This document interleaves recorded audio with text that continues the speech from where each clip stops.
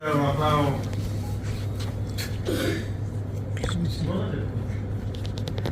येथील घोडवीचे पाडा आहे. बुडूस येथील घोडवीचे पाडा आहे. त्या ठिकाणी इथे एक त्याचा ब्रिज आहे, मोठा नाला आहे. त्याने पाईप टाकलेले. प्रत्येक वर्षी तिथं मागणी करतो का तिथं ब्रिज पाहिजे, पाईप करून ब्रिज झालं पाहिजे. प्रत्येक वर्षी जिल्हा परिषद कडून का पंचायत केली साहेब. मी डोंगरे साहेबांना सांगितलं. डोंगरे साहेब खूप वेळा सांगितलं काय करून घ्या. 3-4 वर्ष अडचण असेल तर कळवा. 3-4 वर्ष माननीय शिवेंद्रराजे भोसले माननीय मंत्री महोदय यांना आपल्या जिल्ह्याची पूर्ण कल्पना दिलेली आहे आणि मधल्या काळामध्ये तिकडच्या रेल्वे आरोग्याला त्यांनी पैसे सँक्शन केले ना. किती कोटी केले? किती केले? 86. म्हणजे एखाद्या तालुक्यामध्ये एका ब्रिज साठी 86 कोटी, तर जिल्ह्याकरता त्यांना सांगितले ना ते 800 कोटी पण देतील. तुम्ही फक्त मागा. दुसरा विषय दादा एकच कडे पीडब्ल्यूडी कडेच आहे.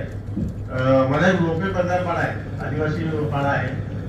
तिथे दोन्याबादच्या ब्रिजचं स्ट्रक्चर उभे आहे, त्याच्यावर दादा स्लॅब नाही अजून टाकलं. त्याला तर 3-4 शंकर मोरेची दखल घ्या. त्याचा फॉरेस्टचा थोडीशी अडचण आहे. मागे ते करायला गेले पण फॉरेस्टची तिथे काहीतरी अडचण केली. हा आमचा फॉरेस्ट मध्ये येतो त्याच्यामुळे पण त्यामधून खूप वस्ती आहे, आदिवासी लोक राहतात. त्यांना ह्या बाजूला येण्यासाठी पावसाळ्यात खूप अडचण असते. त्याच्यामुळे तेवढा एक ब्रिजचा आपण कोणाकडे पाठवून झालेलं आहे. ते त्यांनी प्रस्ताव कधीच पाठवला. 3 वर्ष झाले लंबित आहे. तेवढं माहिती घ्या आणि तेवढा एक ब्रिज झाला. पीडब्ल्यूडी अधिकारी जरा तेवढा लोपे बाजार पाडा 3 वर्षापासून गतीने आपले क्लिअर झाले तर खूप चांगलं होईल. मागे पण सर आम्ही लास्ट वीकला मीटिंग घेतली होती, पण ते सर थोडं आपल्याकडनं पण सूचना गेले तर चांगलं राहील. माझं एवढंच म्हणणं आहे, हे सगळं आपल्या सगळ्यांचं काम आहे. या ठिकाणी सगळ्यांसाठी सारखंच आपलं स्पीड असला पाहिजे.